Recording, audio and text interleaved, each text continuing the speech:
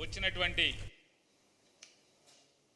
నారా చంద్రబాబు నాయుడు గారు అలాగే పవన్ కళ్యాణ్ గారు ఇద్దరు కూడా వారు మచిలీపట్నం వచ్చి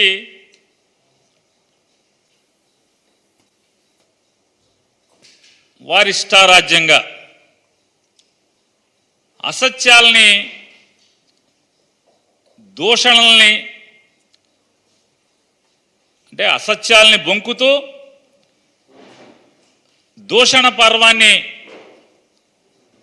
కొనసాగిస్తూ వారు ఓట్లు అడిగినటువంటి తీరు చూస్తే వీళ్ళ ఈ రాష్ట్రానికి ప్రజలు నమ్మి అధికారం ఇస్తే మేలు చేసేటువంటి ఆలోచన లేనటువంటి వ్యక్తులు వాళ్ళు వీరు వచ్చి బందర్లో ఓట్లు అడుగుతున్నారు.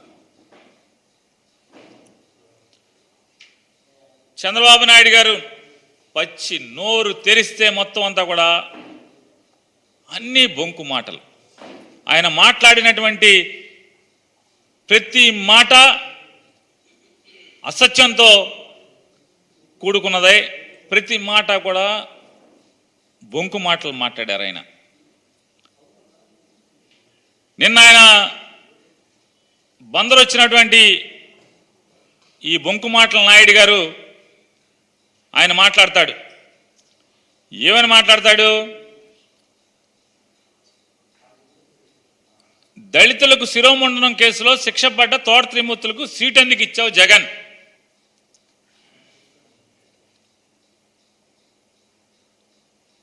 బెయిల్ ఎందుకు జడ్జి గారితో మాట్లాడి బెయిల్ ఎందుకు ఇప్పించావు జగన్ తోట త్రిమూర్తులను జైల్లో వేయకుండా? అతను మాట్లాడిన మాటలు బొంకు మాటల నాయుడు గారు. ఈ శిరోమండనం కేసు అసలు ఎప్పుడు జరిగింది? 1996లో తోట త్రిమూర్తులు గారు తెలుగుదేశం పార్టీ శాసనసభ్యుడిగా, తెలుగుదేశం పార్టీ అనుబంధ శాసనసభ్యుడిగా ఆయన తెలుగుదేశం పార్టీలో ఒక శాసనసభ్యుడిగా ఉన్న కాలంలో ఈ నేరం జరిగింది. ఈ శిరోముండనం కేసు 1995 సంవత్సరం నుంచి 1995 సంవత్సరం నుంచి 2020 సంవత్సరం వరకు 1995 సంవత్సరం నుంచి 2020 సంవత్సరం వరకు అంటే 25 సంవత్సరాలు ఆయన రాజకీయాలు ఎవరితో చేశాడు? ఎవరు జెండా పట్టుకుని చేశారు? ఎవరు పక్కన కుర్చీలో కూర్చుని రాజకీయాలు నడిపాడు? అంటే వయసు మీద పడ్డ చంద్రబాబు నాయుడు గారు ఎంత బొంకు మాటల నాయుడు అనేది దీనికోసమే. 95 నుంచి దాదాపుగా 95 నుంచి 2020 సంవత్సరం వరకు చంద్రబాబు నాయుడు గారు కుర్చీలో పక్కన కూర్చోబెట్టుకుని ప్రతిసారి ప్రతి ఎన్నికల్లో సీట్ ఇచ్చి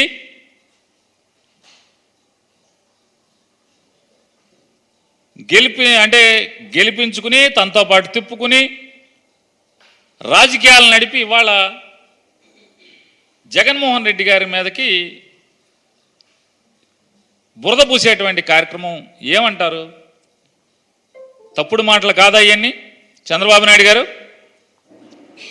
తప్పుడు మాటలు కాదా ఇవి అంటున్నా. అంటే మీ దగ్గర ఉంటేనేమో గంగా నదిలో స్నానం చేసినట్ట, 25 ఏళ్ళు మీ దగ్గర అంటే మీరు ముఖ్యమంత్రిగా ఉండగా ఈ కేసు ఎఫ్ఐఆర్ కట్టిన ప్రభుత్వం ఎవరిది? ఆ టైం ఎవరు? ఆయన ఏ పార్టీలో ఉన్నారు?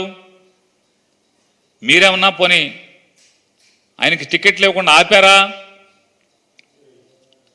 96లో జరిగింది కదా, 99లో ఏమైనా టికెట్ ఆపారా? పోనీ ఎప్పుడన్నా ఆపారా? 2014లో టికెట్ ఆపారా? అప్పటికి ఆయన ఆ కేసులో ముద్దాయిగా ఉన్నారు కదా తోట త్రిమూర్తులు గారు. అంటే మీ దగ్గర ఉన్నంతసేపు గంగా నదిలో స్నానం చేసి పునీతుడైపోయినట్టుగా ఉన్నారు. వైఎస్ఆర్ కాంగ్రెస్ పార్టీలోకి వస్తే మాత్రం వెంటనే అదేదో జగన్మోహన్ రెడ్డి గారే పక్క నుండి ఆ చర్య చేయించినట్టుగా ఇవాళ ఈ బొంకు మాటలు మాట్లాడుతున్నారు. ఈ బొంకు మాటలు చంద్రబాబు నాయుడు గారు. ఇంతకన్నా అంటే ఇంత చండాలంగా, ఇంత అసహ్యంగా మాట్లాడేటువంటి రాజకీయ నాయకుడు భారతదేశంలో ఎవడన్నా ఉంటాడా? ఆయన మాట్లాడతాడు,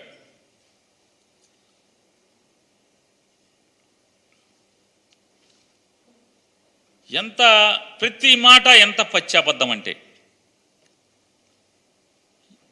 నేనంట నీతులు నానేనంట, ఆయన్ని బూతులు తిడతాకే నాకు మంత్రి పదవి ఇచ్చారంట. నేను పవన్ కళ్యాణ్ గారిని, నేను చంద్రబాబు నాయుడు గారికి, బొంకు మాటల నాయుడు గారికి సవాల్ విసురుతున్నాను. ఏ రోజన్నా నేను చంద్రబాబు నాయుడు గారి గురించి లేదా పవన్ కళ్యాణ్ గారి గురించి అసభ్య పదజాలంతో నేను ఎప్పుడన్నా మాట్లాడానా? మిమ్మల్ని బూతులు తిట్టానా ఎప్పుడన్నా?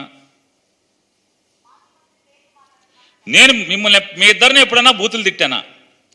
అసభ్య పదజాలంతో నేను ఎప్పుడన్నా మాట్లాడానా? మీరేమో జగన్మోహన్ రెడ్డి గారిని,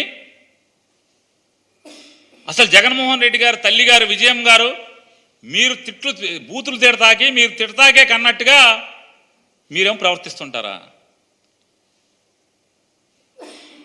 పచ్చిగా మాట్లాడతారు మీరు. ఎంత మాట పడితే అంత మాట మాట్లాడతారు జగన్మోహన్ రెడ్డి గారిని.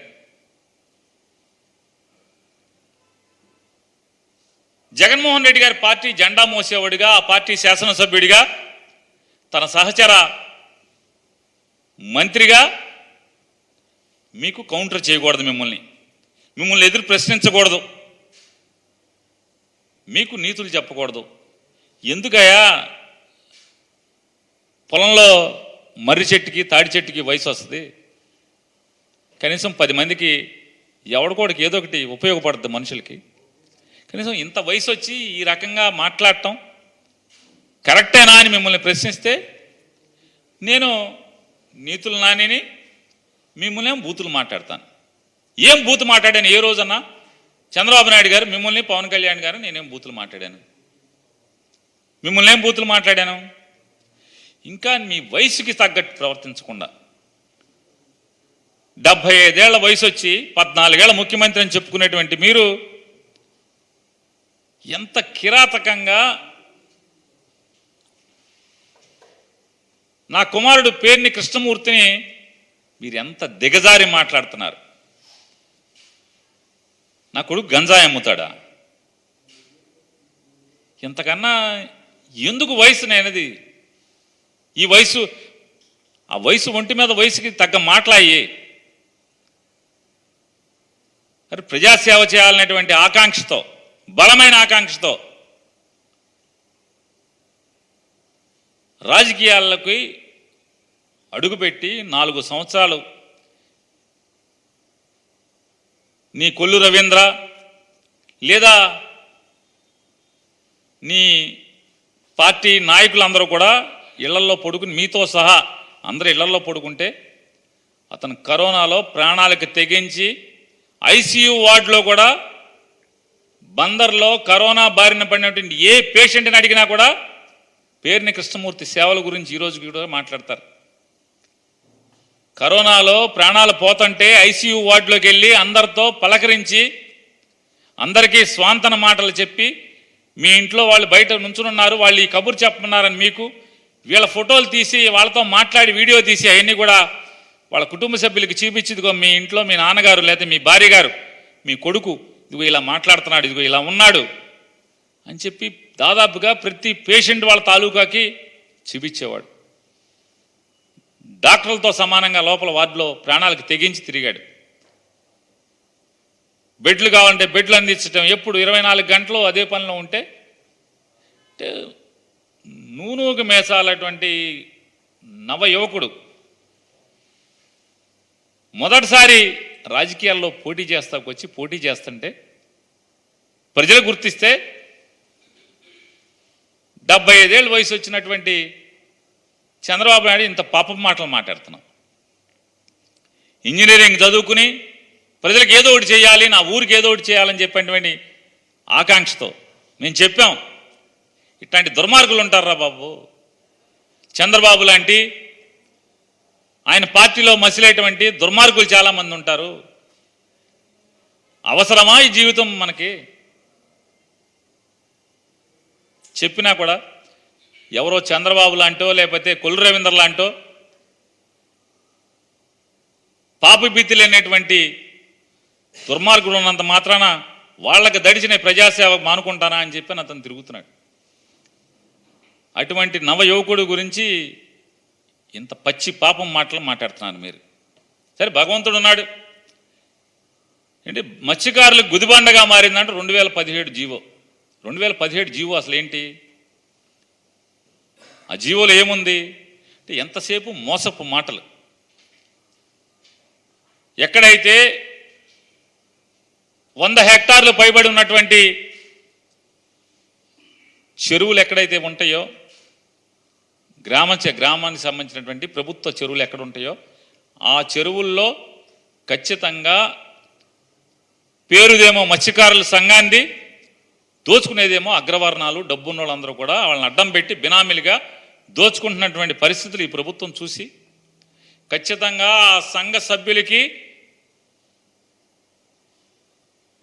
బ్యాంక్ అకౌంట్లోకి ఆ డబ్బులు వెళ్ళాలి అనేటువంటి జీవో తెస్తే దాన్ని తప్పుగా చిత్రీకరించడం. మీ గుండెల మీద చేసుకు చెప్పండి, ఈ జీవో ఏం తప్పు ఉందో. ఊరికే 2017 జీవో అంటుంది తప్ప ఆ జీవోలో ఏంటి, జీవో సారాంశం ఏంటి? ఇటువంటి పాప మాటలు, బురదేసి విషపు మాటలు ఆయన మాట్లాడతాడు. దేశానికి ఎందరో మహనీయులను అందించినటువంటి గడ్డ కృష్ణా జిల్లా. ఇప్పుడు కొత్తగా గుర్తుకొచ్చింది కృష్ణా జిల్లా ఎందరో మహనీయులను అందించింది. జాతీయ జెండా రూపశిల్పి పింగళి వెంకయ్య ఈ గడ్డపైనే పుట్టాడు. మొట్టమొదటి జాతీయ జెండా ఎగిరింది ఇక్కడే. బ్రిటిష్ హయాంలో బందరు వెలుగు వెలిగింది బందరు బ్రిటిష్ హయాంలో. 2014 నుంచి 19 దాకా చంద్రబాబు హయాంలో ఏం జరిగింది? ఒక్క అధికారి, జిల్లా కలెక్టర్తో సహా ఒక్క అధికారి కూడా బందర్లో ఉండేవాడు కాదు. మొత్తం అందరూ బెజవాడలో ఉండేవాళ్ళు. ఆఖరికి ఆగస్టు 15, జనవరి 26 జాతీయ జెండా కూడా కలెక్టర్ వచ్చి ఎగరేసేవాడు కాదు, డిఆర్ఓతో ఎగరేయించేవాళ్ళు. జిల్లా అధికారులందరూ కూడా బెజవాడలో కాపురం ఉండేవాళ్ళు. వారం సోమవారం ఒక్కరోజు అది కూడా వాళ్ళకు బుద్ధి పుడితే గ్రీవెన్స్కి వచ్చి కాసేపు గంట కూర్చుని వెళ్ళిపోయేటువంటి పరిస్థితులు. అది కూడా కలెక్టర్ ఎక్కువ రోజులు వచ్చేవాడు కాదు, జాయింట్ కలెక్టర్నో డిఆర్ఓనో కూర్చోబెట్టేవాళ్ళు. వారం సోమవారం ఒక్కరోజే కాస్తో కోస్తో ఆ గ్రీవెన్స్ పేరుతో ఒక గంట సేపు అధికారులు కూర్చుని వెళ్ళిపోయేవాళ్ళు. ఇది చంద్రబాబు నాయుడు ఏలుబడిలో బందరకు ఉన్నటువంటి దుస్థితి. ఇవాళ ఈయన వచ్చి అసలు మామూలుగా ఈయన ఇప్పుడే రాజకీయాల్లోకి వచ్చినట్టు చంద్రబాబు నాయుడు గారు, ఈయన ఇంత క్రితం ఎప్పుడు ముఖ్యమంత్రి చేయనట్టు, ఇప్పుడే వచ్చి నన్ను ముఖ్యమంత్రి చేయండి అని మొదటిసారి ఓట్లాడుకున్నట్టుగా బిల్డప్ ఇస్తున్నాడు ఈ బిల్డప్ బాబాయ్. ఇవాళ బందర్కి మళ్ళీ వెలుగేలా వచ్చింది? 2022 సంవత్సరం మార్చి మాసంలో ఈ రాష్ట్ర ముఖ్యమంత్రి, వైఎస్ఆర్ కాంగ్రెస్ పార్టీ అధ్యక్షుడు జగన్మోహన్ రెడ్డి గారు తన ఎన్నికల మేనిఫెస్టోలో ఇచ్చినటువంటి హామీని అమలు చేస్తూ కృష్ణా జిల్లా బెజవాడ క్రీనీడలో ఎలా అయితే మసకబారిపోయిందో, బందరు చరిత్ర గతమెంతో ఘనమైనటువంటి బందరు చరిత్ర బెజవాడ క్రీనీడలో ఎలా మసక మారిపోయిందో ఆ మసక తుడిచేయటానికి బెజవాడని సపరేట్ జిల్లాగా, ఎన్టీఆర్ జిల్లాగా నామకరణం చేస్తూ బందరు పార్లమెంట్ పరిధిలో ఉన్నటువంటి 7 అసెంబ్లీ నియోజకవర్గాలని కలిసి పాత కృష్ణా జిల్లాగా ఏర్పాటు చేయటం వల్ల మళ్ళీ బందర్కి పూర్వ వైభవం తీసుకొచ్చినాడు ఎవడయ్యా అంటే సత్తా ఉన్నాడు జగన్మోహన్ రెడ్డి గారు. 2014 నుంచి 19 దాకా, లేదా 2004కు ముందు మీరు ముఖ్యమంత్రి చేశారు కదా, బందరు గురించి ఎందుకు పట్టించుకోలేదు? ఇవాళ మీరు పింగళ వెంకయ్య గారిని తీస్తారు, జాతీయ జెండా గురించి చెప్తారు. బ్రిటిష్ టైంలో బందరు చరిత్ర ఘనం అంట. మరి నువ్వే కదా నల్లదొర పరిపాలించావు 14 ఏళ్ళు, నీ ఏలుబడులు ఏమైపోయింది? ఇవాళ ఇటువంటి బొంకు మాటలు మాట్లాడాడు ఆయన. ఈ బొంకు మాటలు కాక ఏంటది? ఇవాళ ఆయన మాట్లాడుతూ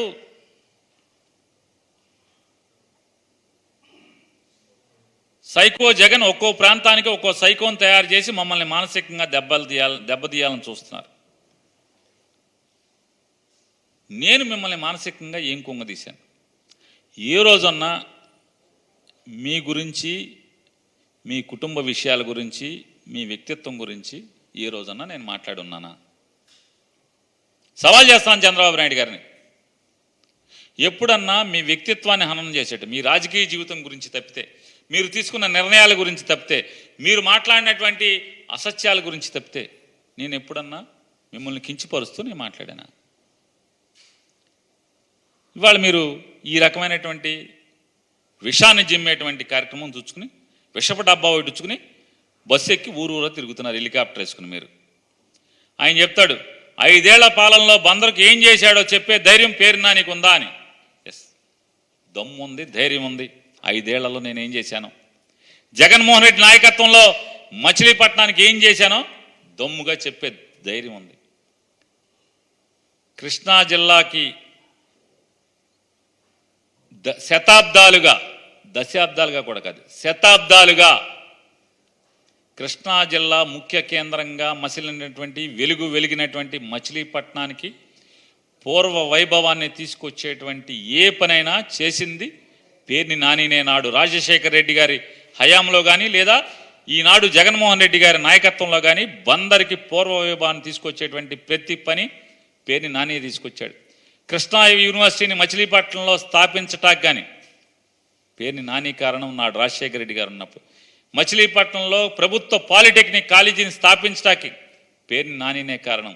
మచిలీపట్నంలో నర్సింగ్ కాలేజీ, ప్రభుత్వ నర్సింగ్ కాలేజీ ఏర్పాటుకి పేర్ని నానినే కారణం. మచిలీపట్నంలో పోర్టు ఆలోచన చేసి, పోర్టు నిర్మాణం చేయాలని ఆలోచన చేసి, ఆలోచనని కార్యరూపం దాల్చేలాగా తయారు చేసి ఇవాళ జగన్మోహన్ రెడ్డి గారి నాయకత్వంలో ఆ పోర్టుని శరవేగంగా పనులు పరిగెత్తిచ్చేలాగా చేస్తున్నది కూడా పేర్ని నానినే. మచిలీపట్నంలో మెడికల్ కాలేజీని ఆలోచన చేసి జగన్మోహన్ రెడ్డి గారి దగ్గర బతిమాలి ఆయన అడిగి, సార్ మాకు మెడికల్ కాలేజీ ఇవ్వాలని చెప్పి ఆయన ఒప్పించి మచిలీపట్నంలో మెడికల్ కాలేజీ ఏర్పాటు చేయించడం, శాంక్షన్ చేయించడమే కాదు, కాలేజీ ఓపెన్ చేసి వాళ్ళ మొదటి సంవత్సరం విద్యార్థులు 2వ సంవత్సరంలోకి వెళ్ళేటువంటి పరిస్థితులకి ఈరోజు తీసుకొచ్చానంటే ఎవడాడు? పేరు నాని. ఇవాళ ఇల్లు లేని నిరుపేదలకి 26,000 పైచిలుకు మందికి నిరుపేదలకి ఇళ్ల స్థలాలు కొనుగోలు చేసి ఇప్పించినటువంటి కార్యక్రమం ఎవడు చేశాడంటే పేర్ని నాని చేశాడు. బందరికి మీరేం చేశారు? 3 సెంట్లు స్థలం ఇస్తా అన్నారు, పట్టుమని 3 గజాలు ఎవరికైనా ఇచ్చారా నీ ప్రభుత్వంలో? ఒక్కసారి మీ బొంకు మాటలు కూడా ఒకసారి చూపిస్తాను. ఒకసారి మీరు ఇవాళ ఏదైతే నిన్నొచ్చి మాట్లాడారో 2014లో కూడా మీరు వచ్చి బందరు కోనేరు సెంటర్లో 2014 ఎన్నికల్లో బందరు ప్రజలకి మీరేమేమి బొంకారో కూడా, అందులో ఏం మీరు అమలు చేశారో కూడా మీరు సమాధానం చెప్పండి. ఒకసారి మీకు చూపిస్తాను.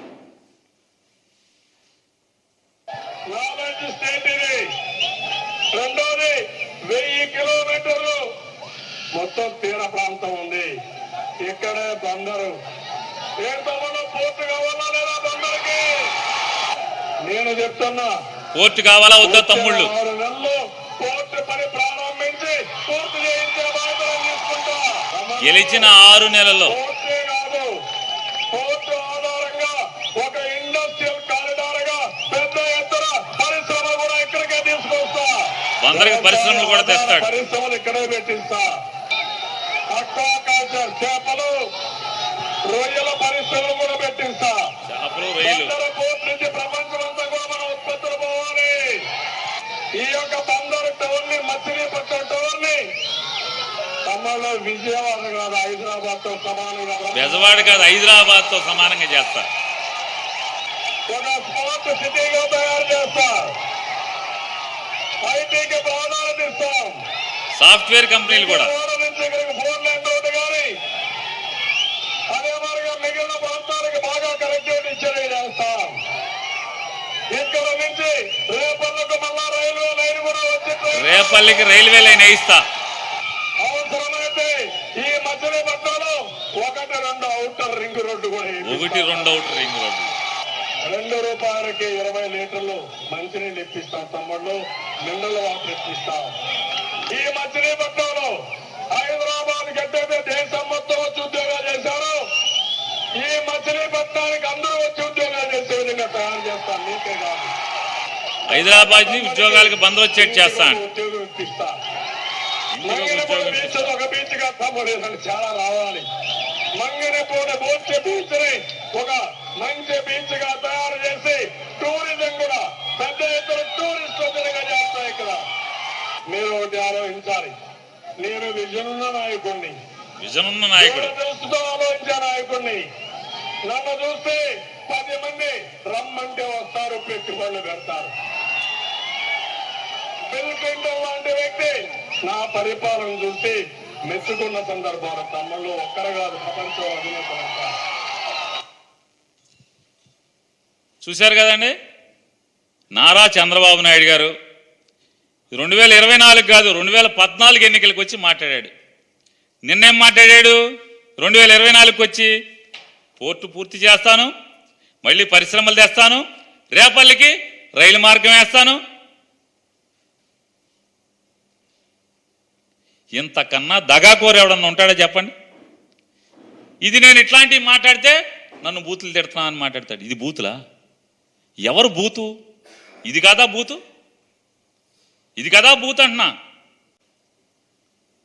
ఇన్ని సొల్లు కబుర్లు చెప్పినటువంటి సొల్లు కబుర్ల చంద్రబాబు నాయుడు మా ఊరికి చెప్పిన మాట ఏది చేయకపోగా, ఏ ఒక్క మాట చేయకపోగా 5 సంవత్సరాలు మా ఊరిలో ఉన్నటువంటి 22 గ్రామాలని బలవంతపు భూసేకరణ పేరుతో 33,000 ఎకరాల పేద సన్నకారు రైతాంగం భూమిని మొత్తాన్ని బలవంతపు భూసేకరణ నోటిఫికేషన్ ఇచ్చి బంధనాల్లో పెట్టి, క్రాప్ లోన్ లేకుండా, పంటకి సాగునీరు ఇవ్వకుండా, పెళ్లి చేసుకుంటాకో అక్కరకో తాకట్టు పెట్టేటువంటి అవకాశం కూడా లేకుండా కాల్చుకు తిన్నటువంటి ఈయన 2019 మార్చి 7వ తారీఖున బందర్ పోర్టుకు శంకుస్థాపన పేరుతో వచ్చి జరగనటువంటి శంకుస్థాపన, దానికి ఎన్విరాన్మెంటల్ క్లియరెన్స్ లేదు, అలాగే బ్యాంక్ లోను శాంక్షన్ కాలేదు. అసలు ఎన్విరాన్మెంటల్ క్లియరెన్స్ లేకుండా పనెట్టం మొదలెడతారు, బ్యాంక్ లోన్ లేకుండా పనెట్టం మొదలవుతుంది. భూసేకరణ చేయకుండా 33,000 ఎకరాల భూసేకరణ నోటిఫికేషన్ ఉంది. 33,000 ఎకరాల భూసేకరణ నోటిఫికేషన్ ఉండగా మీరు ఎలా పని మొదలెడతామని చెప్పారు మీ ప్లాన్ ప్రకారం? ఇదొక్కటే కాదు, ఎంత దగా శంకుస్థాపన అంటే ఆ మోసపు అంటే మార్చి 2019 మార్చి 17, 18వ తారీఖు 12వ తారీఖు నోటిఫికేషన్ వస్తుంటే, ఎన్నికల షెడ్యూల్ వస్తుంటే 7వ తారీఖు శంకుస్థాపన చేసి, శంకుస్థాపన ఖర్చు ఎంతో తెలుసా అండి? 8,60,00,000 రూపాయలు శంకుస్థాపన ఖర్చు. 8,60,00,000 రూపాయలు శంకుస్థాపన ఖర్చు. ప్రతిదీ లెక్క ఉంది, కావాలంటే పోస్టులో మీకు పంపిస్తాను, రిజిస్టర్ పోస్టులో. చంద్రబాబు నాయుడు గారు ముడా ఆఫీసులో మీ 8,60,00,000 రూపాయలకి ప్రతిదానికి దేనికి ఎంత వాడారో, ఏ లెక్కలు రాశారో, ఈ దొంగ లెక్కల ఏ లెక్కలో కంగారే ఉందా? ఇన్ని ఉన్నాయి. 8,60,00,000 అంటే జరగని పోర్టుకి పనులకి శంకుస్థాపన పేరుతో 8,60,00,000 నాకేశారు. మీరు నీతుల గురించి చెప్తున్నారు, నన్ను నీతులు నాని అని చెప్పి మీరు మాట్లాడుతున్నారు. ఇవాళ నేను చంద్రబాబు నాయుడు గారిని ఒకటే మాట్లాడుతున్నాను, ఇన్ని బొంకు మాటలు ఏదైతే 2014లో మీరు ఏదైతే చెప్పారో అయ్యే మాటలు మళ్ళీ 2024లో కూడా మీరు మా ఊరు వచ్చి చెప్తున్నారు. అంటే చెప్పటానికి మీకు సిగ్గులేదా? ఇంటాకి మాకు సిగ్గులేదా? 2014లో చెప్పి 19 దాకా 5 ఏళ్ళు మీరు ముఖ్యమంత్రి పదవి వెలగబెట్టి, మళ్ళీ 24లో మీరు అయ్యే హామీలు అయ్యే మాటలు వచ్చి మీరు బందర్లో సభలో మీరు చెప్తున్నారంటే, అంటే మేము బందరోళ్ళం ఏమనుకుంటావు? పిచ్చోళ్ళం అనుకుంటారా? ఏమనుకున్నా చంద్రబాబు నాయుడు గారు బందరోళ్ళని? మేము పిచ్చోళ్ళం అనుకుంటున్నారా మీరు? చెప్పావు కదా 5 ఏళ్ళు బందర్లో ఏం చేశామని. ఇంకా కావండి, ఇంకా చెప్పే దమ్ముంది. ఇంకా చాలా ఉన్నాయి పనులు పేరు నాని చేసినాయి. ఈ 5 ఏళ్లలో బందర్కి పోర్టు పనులు మొదలుపెట్టి శరవేగంగా ప్రభుత్వంతో నిర్మాణం చేయిస్తున్నాను. మెడికల్ కాలేజీ శాంక్షన్ చేయించి మెడికల్ కాలేజీ నిర్మాణం పూర్తి చేశాను. మొదటి సంవత్సరం తరగతులు ప్రారంభమై పూర్తి అవుతున్నాయి. మొదటి సంవత్సరం ఫిషింగ్ హార్బర్ పనులు జరుగుతున్నాయి. 26,000 మంది నిరుపేదలకు పట్టాలు ఇచ్చాం. బందర్లో అనేక గ్రామాల్లో అనేక వార్డుల్లో రోడ్ల నిర్మాణం చేశాం, అభివృద్ధి కార్యక్రమాలు చేశాం.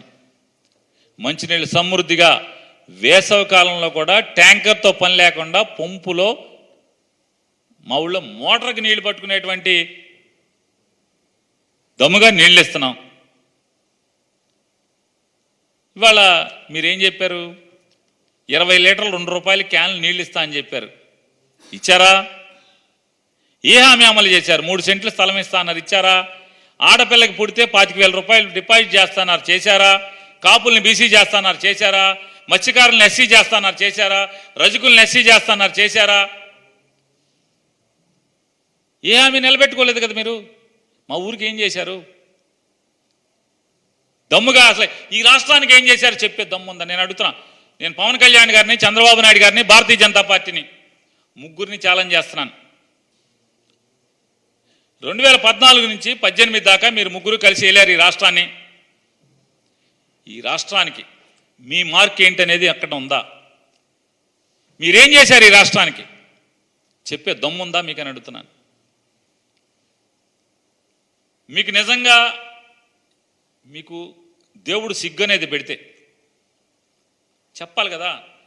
మేము జన్మభూమి కమిటీలతో అద్భుతంగా పరిపాలన చేశాం. Telugu Desam party, Bharatiya Janata party, Pawan Kalyan party ముగ్గురం కలిసి అదే జన్మభూమి కమిటీలని మళ్ళీ తీసుకొస్తాం అని చెప్పే దమ్ముందా మీకు అని అడుగుతున్నా. దమ్ము లేదు. లేకుండా ఏం చెప్తున్నారు? జగన్మోహన్ రెడ్డి గారు ఏర్పాటు చేసినటువంటి వాలంటీర్ల వ్యవస్థను నేను కొనసాగిస్తాను. జగన్మోహన్ రెడ్డి గారు 5,000 గౌరవ వేతనం ఇస్తున్నాడు, నేను 10,000 ఇస్తాను. ఇది మీ జారుడు బండ రాజకీయం. ఇది మీ విలువలు, వ్యక్తిత్వం. జగన్మోహన్ రెడ్డి అమ్మఒడి 15,000 ఇస్తా అంటే నేను 20,000 ఇస్తాను. చేయూత జగన్మోహన్ రెడ్డి గారు సంవత్సరానికి 75,000 ఇస్తానంటే నేను 1,00,000 ఇస్తాను. 5 ఏళ్ళకి 75,000 ఇస్తా అంటే నేను 5 ఏళ్ళకి 1,00,000 ఇస్తాను, లేకపోతే 2 లక్షలు ఇస్తాను. జగన్మోహన్ రెడ్డి గారు 2,70,000 కోట్ల రూపాయలు నేరుగా సంకల్ప బలంతో ఈ రాష్ట్రంలో ఉన్నటువంటి కోట్లాది మందికి ఆర్థిక పరిపుష్టి కలగజేస్తే శ్రీలంక అయిపోద్ది ఈ రాష్ట్రం. ఈ రాష్ట్రం దివాళా తీస్తుంది. 2 సంవత్సరాలకే జగన్ గవర్నమెంట్ దివాళా తీస్తుంది, ఇంటికి వెళ్ళిపోద్ది, రద్దు అయిపోద్ది ప్రభుత్వం అని అవాకులు చవాకులు పేలినటువంటి ఇదే చంద్రబాబు నాయుడు గారు, ఇదే పవన్ కళ్యాణ్ గారు, ఇదే భారతీయ జనతా పార్టీ. ఇవాళ జగన్మోహన్ రెడ్డి గారు ప్రతి పథకాన్ని కాపీ కొట్టి సుమారుగా 5 ఏళ్లలో 6 లక్షల కోట్ల రూపాయల హామీలు ఇప్పటికి ఇచ్చారు, ఇంకా ఇస్తారంట. సరాసరి నేరుగా డబ్బులు ప్రజలకు వేసేటువంటి కార్యక్రమాలు 6 లక్షల కోట్ల రూపాయలంట. ఇవాళ చంద్రబాబు నాయుడు గారిని మరీ నేను గట్టిగా నిలదీసి ప్రశ్నిస్తున్నా. మీ బొంకు మాటలు ఆపి నా గురించి కూడా మీరు చాలా మాట్లాడారు. మా ఊళ్ళో కొల్లు అబద్ధం ఒకటి ఉంది. కొల్లు అబద్ధం నీతో పాటు తిరుగుతూ ఉంటాడు ఒక ఆయన. ఆ కొల్లు అబద్ధం ఏది చెవులో చెప్తే అదల్లా మీరు మాట్లాడారు. నేను చెప్పేదేమో నీతులు. ఆయన ఎవరో రామ్ నితీష్ అని మాల్ కట్టుకుంటే బైపాస్ రోడ్లో నేను ఎన్ఓసి ఇవ్వకుండా డబ్బులు డిమాండ్ చేశానని మీరు మాట్లాడారు. నేను పవన్ కళ్యాణ్ గారిని అట్లాగే ఆ సభలో పాల్గొన్నటువంటి చంద్రబాబు నాయుడు, మరీ ప్రత్యేకించి చంద్రబాబు నాయుడు గారిని, ఎందుకంటే ఈ బందరు కొల్లు అబద్ధం చెప్పినటువంటి ప్రతి అబద్ధాలని నోటితో వల్లివేసిన వాడు చంద్రబాబు నాయుడు కాబట్టి ఆ కొల్లు అబద్ధం చెప్పినటువంటి మాటల్ని విషం జిమ్మినటువంటి చంద్రబాబు నాయుడిని ప్రశ్నిస్తున్నా. ఆ రామ్ నితీష్ అనేటువంటి ఆ మాల్ కట్టినట్టు నాయన్ని నా వెనకాలైనా పరోక్షంగా పేరుని నాని నన్ను డబ్బులు అడిగాడు, లంచం అడిగాడు, నానికి డబ్బులు ఇచ్చాను, ఏది చెప్పినా నాని అడిగాడని కానీ, లేదా నాని డిమాండ్ చేశాడని కానీ, లేదా నాని డబ్బు కోసం నన్ను ఒత్తిడి చేశాడని కానీ, లేదా నానికి నేను డబ్బులు ఇచ్చానని కానీ, నా వెనకాల చెప్పినా కూడా ఎస్ దమ్ముగా నేను అంగీకరిస్తా, నేను లంచం తీసుకున్నాను అంగీకరిస్తా, ఛాలెంజ్ చేస్తున్నా. కుళ్ళ అబద్ధాన్ని, ఈ బొంకు మాటల నారా చంద్రబాబు నాయుడిని ఇద్దరిని ఛాలెంజ్ చేస్తున్నా. ఆ రామ్ నితీష్ అనేని నా వెనకాల అక్కర్లా, నా పరోక్షంలో మీడియాతో అక్కర్లా, రికార్డెడ్ లైవ్ వీడియో అక్కర్లా, ఎవరితో ఒక మాట చెప్పమనండి. పేరుని నాని మా దగ్గర డబ్బు తీసుకున్నాడు, లేకపోతే డబ్బు అడిగాడు, డబ్బు కోసం ఒత్తిడి చేశాడని ఒక్క మాట. ఈరోజుకి నేను గొప్పగా చెప్తా రామ్ నితీష్ గురించి. వాళ్ళ తాతగా, వాళ్ళ నాన్నమ్మ గారు, వాళ్ళ నాన్నగారు వేసిన లేఅవుట్లో ఆ మాల్ వెనకాల ఆ కాలనీ వాసులు ఇబ్బంది తొలగటానికి ఆ కనెక్టింగ్ లింక్ టౌన్లోకి సరాసరి దగ్గరగా చేరటం కోసం అతను రోడ్డు దానం చేశాడు, మున్సిపాలిటీ గిఫ్ట్ ఇచ్చాడని చెప్పాను. ఆ రామ్ నితీష్ని చెప్పండి. పేరు నాని అనేవాడు మమ్మల్ని ఇబ్బంది పెట్టాడు డబ్బుల కోసం అని చెప్పాను, ఒక మాట చెప్పానండి. షంషేర్గా చెప్తున్నా, ఎస్ చంద్రబాబు నాయుడు కుళ్ళబద్ధం, నేను ఒప్పుకుంటా, నేను లంచం తీసుకున్నాను వాళ్ళ దగ్గర అని చెప్పిన, అతను ఒక్క మాట చెప్పానండి. ఇవాళ తమ్మన వారి సత్రం నేను ఆక్రమించానండి, సిగ్గు శరం కూడా లేకుండా మాట్లాడతారు. ఎవరు తమ్మనోళ్ళను సమాజానికి కోర్టులో కేసులు నడటువంటి, ఎన్నో సంవత్సరాలుగా కేసులు నడటువంటి, కోర్టులో కేసు ఆ తమ్మనోళ్ళకి అనుకూలంగా రావటం ఏంటి? నాకేం సంబంధం? పాపం పుణ్యం కూడా లేదా అంటున్నాను. నేను చెప్తున్నా, ఆర్యవైశ్య సమాజంలో ఒక్క సభ్యుడైనా, ఎవరన్నా క్రియాశీలకంగా ఉన్న ఒక్క సభ్యుడైనా చెప్పనండి నేను ఆక్రమించానని చెప్పింది. అది వైశ్యులకి మధ్య సమాజానికిను ఆ తమ్మన దానం చేసిన తమ్మన వాళ్ళకి తగు ఏంటి? అసలు నాకేం సంబంధం?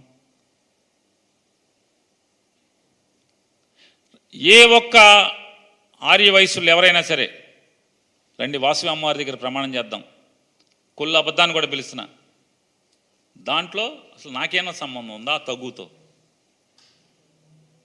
ఇంత పాపం మాటలు అంటే నన్నేమీ తప్పు పట్టుకోలేక నా గురించి అసహ్యమైన మాటలు, విషం చిమ్మేటువంటి మాటలు. మరి పేరు నాని అనేవాడు జీవితంలో పాపపు రూపాయి ముట్టుకునేటువంటి పరిస్థితి ఉండదురా బాబు. కుళ్ళబద్ధం, సిగ్గు లేకుండా ఆంధ్రజ్యోతి పేపర్లో తెలుగుదేశం పార్టీకి అత్యంత ఆప్తులైనటువంటి ఆంధ్రజ్యోతి పేపర్లో నువ్వు ఎక్సైజ్ శాఖ మంత్రిగా ఉండగా 2 స్టేట్ ఐటమ్లు, పెద్ద ఐటమ్లు ట్రాన్స్ఫర్లలో డబ్బులు దండుకుంటున్నారు అని చెప్పి పచ్చిగా లంచగొండివని చెప్పి రాస్తే 2 సార్లు నేను ఛాలెంజ్ చేస్తాను. అయితే అది నిజం కాకపోతే రాధాకృష్ణ గారిని నేను పొరపాటు రాశానని చెప్పని, కుళ్ళబద్ధం మీద నేను పొరపాటు రాశానని చెప్పని వాళ్ళు వచ్చేయండి, నా మాటలు వెనక్కి తీసుకుంటా. చివరికి నీ లంచగొండితనం భరించలేక చంద్రబాబు నాయుడు కూడా లంచగొండితనం భరించలేక మంత్రి పీకేస్తానంటే కాళ్ళ మీద పడి బోరుని ఏడిస్తే కదా చివరికి ఎటువంటి ఫైల్స్ రానటువంటి న్యాయశాఖ, ఫైల్స్ అన్నీ జడ్జి గారులే చూసుకుంటారు, న్యాయశాఖ, యువజన సర్వీసులు, స్పోర్ట్స్, ఎక్సైజ్ మంత్రి పీకి ఇచ్చింది నిజమా కాదా? ఎటువంటి ఫైల్స్, డబ్బు ఫైల్స్ ఏది కూడా రానటువంటి కాళ్ళ మీద పడితే కదా న్యాయశాఖను, స్పోర్ట్స్ని ఎన్ని ఇచ్చింది. ఈ భాగవతం ఎవరికి తెలియదు? మీరు నా గురించి